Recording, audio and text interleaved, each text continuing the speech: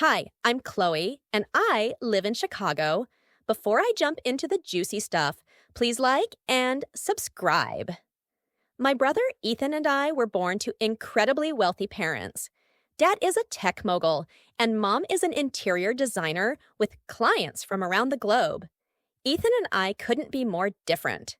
While I love painting and losing myself in books, Ethan is the golden boy, loved by everyone for his charm and confidence. Growing up, Mom always said, "Chloe, you've got the artist's soul.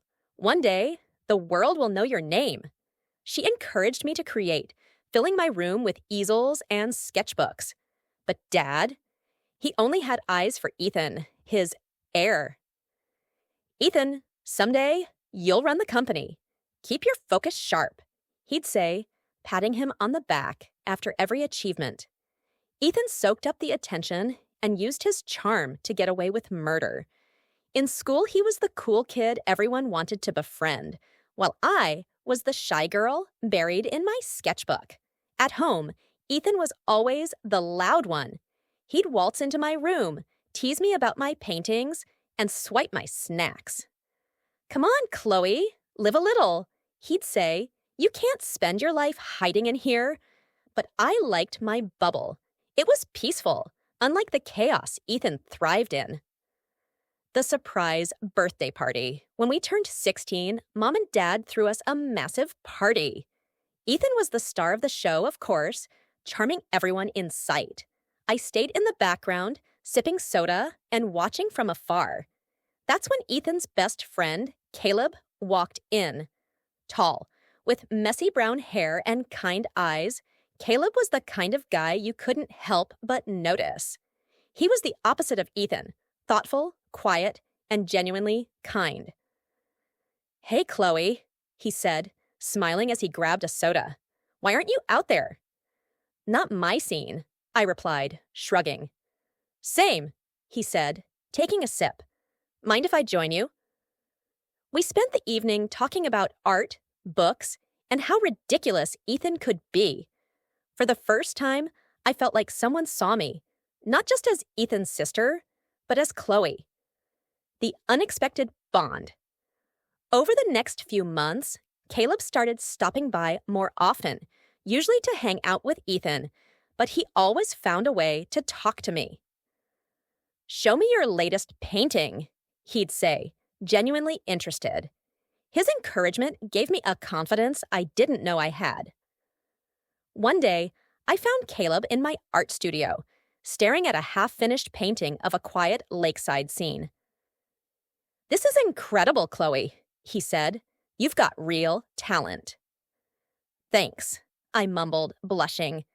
"You should show this to people. It's too good to keep to yourself." His words stuck with me. Ethan's meddling Ethan wasn't blind to the growing bond between Caleb and me. One afternoon, he barged into my room. "What's going on with you and Caleb?" he demanded. "Nothing," I said, confused. "Good, because he's my best friend, Chloe. Don't ruin this." Ethan's possessiveness wasn't new, but this felt different.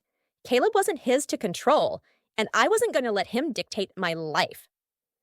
The art exhibition. A few weeks later, my school hosted an art exhibition. I was hesitant to participate, but Caleb convinced me. "Chloe, people need to see what you can do," he said, his voice full of encouragement. To my surprise, my painting of the lakeside won first place. As I stood there, accepting my award, I caught Caleb's eye in the crowd. He was beaming with pride, and for the first time, I felt like I was more than just Ethan's sister. The confrontation things came to a head during one of Ethan's parties. I found Caleb alone in the backyard, looking upset. "What's wrong?" I asked. "Ethan told me to stay away from you," he admitted. "He said it's for the best." "And you believed him?" "I don't know what to believe," he said, "but I care about you, Chloe. I just don't want to come between you and Ethan." It was frustrating, but I couldn't blame him. Ethan's shadow was hard to escape. Breaking free the next day, Caleb showed up with a bouquet of sunflowers, my favorite. "I've made my choice," he said. "And it's you, Chloe. If Ethan can't deal with that, it's his loss." For the first time, I felt like I wasn't living in Ethan's shadow. Caleb and I started spending more time together, and slowly, Ethan came around. The big opportunity. A few months later, my art teacher told me about a summer program in Paris. It was a dream opportunity, but it meant leaving Chicago and Caleb.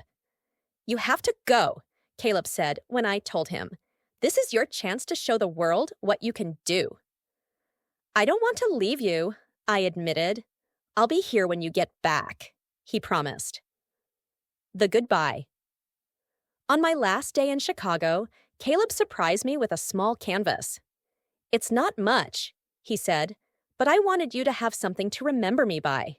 I hugged him tightly, tears streaming down my face. "I'll miss you," I said. "I'll miss you too," he replied. "But I'll be here, waiting." The new beginning. As my plane took off, I felt a mix of sadness and excitement. Leaving Caleb was hard, but I knew this was the start of something incredible.